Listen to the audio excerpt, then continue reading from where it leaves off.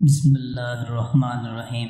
آج جو وظیفہ میں آپ کو بتانا چاہتا ہوں یہ رمضان المبارک کے جمعۃ الوداع کا وظیفہ ہے، یعنی آخری جمعہ کا وظیفہ ہے۔ یہ بات اچھی طرح ذہن میں رکھ لیں کہ رمضان المبارک میں بعض دفعہ چوتھا جمعہ آخری ہوتا ہے اور بعض دفعہ اس مبارک مہینے میں 5 جمعے بھی آ جاتے ہیں۔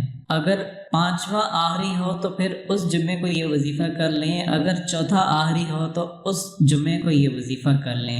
اس وظیفے کی برکت سے اللہ رب العزت 5 چیزوں سے آپ کی حفاظت فرمائیں گے، اور اللہ رب العزت ایسی رحمت والا معاملہ فرمائیں گے کہ آپ حیران ہو جائیں گے کہ اتنا بڑا انعام۔ سب سے پہلا انعام، اللہ رب العزت اس کی برکت سے ہر طرح کے حادثے سے آپ کی حفاظت فرمائیں گے۔ ناگہانی آفت، اچانک کوئی حادثہ پیش آ جانا، اس سے اللہ پاک حفاظت فرما دیں گے۔ اور دوسرا اس کا فائدہ یہ ہے کہ اللہ رب العزت اپنی خاص رحمت کے ساتھ ہر طرح کے فاقے سے آپ کی حفاظت فرمائیں گے۔ یہ فاقے کا آ جانا بہت بڑی تنگ دستی کی علامت ہوتی ہے، اس سے اللہ رب العزت آپ کی حفاظت فرما دیں گے۔ تیسرا بڑا انعام اللہ کی جانب سے یہ ہوگا کہ ہر طرح کی ذلت اور رسوائی سے آپ کی حفاظت ہوگی، معاشرے کے اندر عزت کی نگاہ سے آپ کو دیکھا جائے گا۔ اور چوتھا اس کا عظیم فائدہ یہ ہے کہ خاتمہ بالخیر،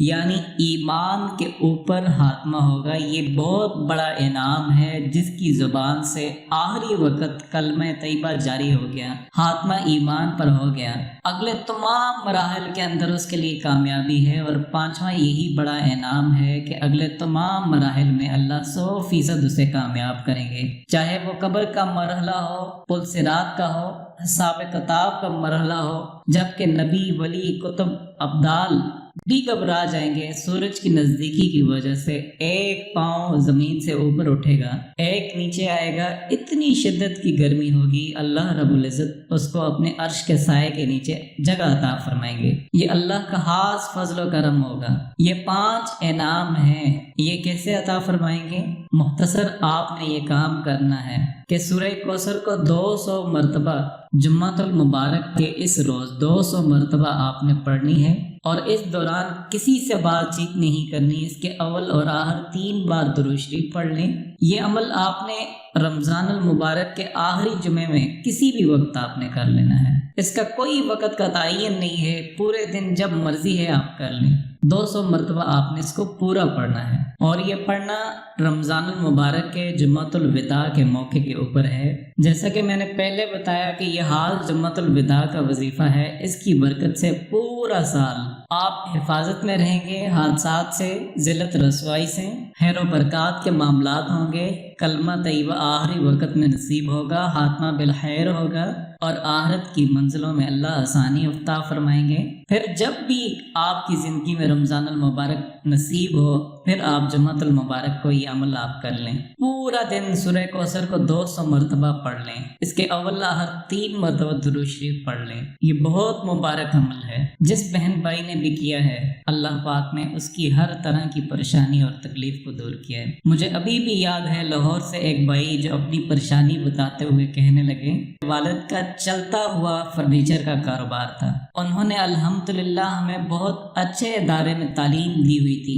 میرے والد اور میرے چاچا دونوں آپس میں کاروباری پارٹنر تھے۔ پھر میرے چاچا نے اپنا کاروبار سیالکوٹ میں شفٹ کر دیا۔ جب وہ کاروبار الگ الگ تقسیم کر رہے تھے تو والد نے ان کو ان کے حصے کے پیسے ادا کر دیے۔ پھر کیا ہوا کہ چچا جان کے جانے کے بعد ابو کا کاروبار آہستہ آہستہ بالکل فلاپ ہوتا جا رہا تھا۔ پھر ایک دن ایسا بھی آیا کہ انہوں نے کاروبار کو چلانے کے لیے بینک سے ایک بڑا قرضہ لے لیا۔ بس بینک سے قرضہ کیا لینا تھا کہ کاروبار بالکل بند ہو گیا۔ مزدوروں کو 4 ماہ سے تنخواہ دینے کے لیے پیسے تک نہیں تھے۔ جب گھر میں ایسی صورتحال بن جائے تو آپ خود اندازہ لگا لیں کہ گھر میں کتنی پریشانی آ جاتی ہے۔ تو اسی دوران ایسا ہوا، وہ بتانے لگے کہ میں نے آپ کا درس سنا جس میں آپ نے رمضان المبارک کے آخری جمعے کے حوالے سے روزی کی کشادگی کا وظیفہ بتایا تھا۔ सब घर वालों ने, खास कर मेरी वालदा ने जो घर में इत्तिकाफ पर बैठी हुई थी, उन्होंने इस अमल को करना शुरू कर दिया। हमारा दिल अंदर से गवाही दे रहा था, अल्हम्दुलिल्लाह ज़रूर कुछ बेहतर होगा। फिर रमज़ान ख़त्म हुआ। अल्लाह ने इस अमल की वजह से वालिद का रमज़ान के फ़ौरन बाद जो कारोबार रुका हुआ था ऐसा चला कि जो आमदनी हासिल हुई इससे बैंक का कर्ज भी अदा हो गया और मजदूरों की तनख्वाहें भी अदा होगी। फिर हर आने वाला दिन बेहतर से बेहतर होता जा रहा था।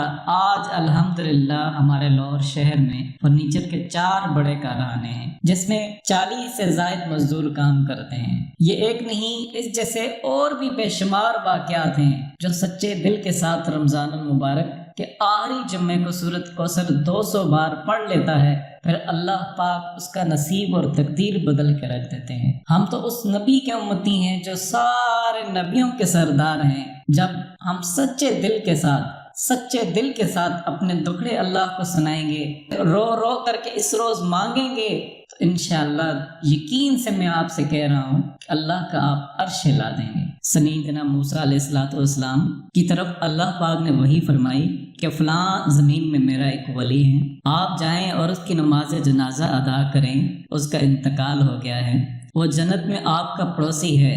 हज़रत मूसा कलीमुल्लाह तशरीफ़ ले गए और बियाबान जंगल में उसको देखा तो वो मुर्दा पाया। लोग उसकी बहुत ज़्यादा बुराई बयान कर रहे थे। हज़रत मूसा अलैहिस्सलाम ने उसको गुस्ल दिया, कफन दिया, नमाज जनाजा पढ़ी और अर्ज़ की, ए अल्लाह, मैंने इस शख्स के मुतल्लिक़ तेरे हुक्म पर अमल किया लेकिन लोग इसकी बुराई बयान कर रहे थे। अल्लाह करीम ने इरशाद फरमाया, मूसा मेरे बंदे सच कह रहे हैं, मैं इन सब से ज़्यादा उस शख्स के बारे में जानता हूँ। अल्लाह फरमाते हैं, मूसा जब इस शख्स के इंतकाल का वक़्त करीब आया तो इसने 5 बातों के ज़रिए मुझसे दुआ की था, तो ये बहुत गुनाहगार। मैंने जब इस गुनाहगार की फरियाद सुनी तो ये बहुत पुरअसर थी। उसने अपने अल्लाह की बारगाह में अर्ज़ किया, अल्लाह करीम ने उसकी इस अर्ज़ पर, उसकी इस फरियाद पर उसकी मग़फ़िरत फरमा दी। हज़रत मूसा अलैहिस्सलाम ने अर्ज़ की, या अल्लाह मुझे बताएं वो 5 बातें क्या थीं जो इसने तेरी बारगाह में अर्ज़ की।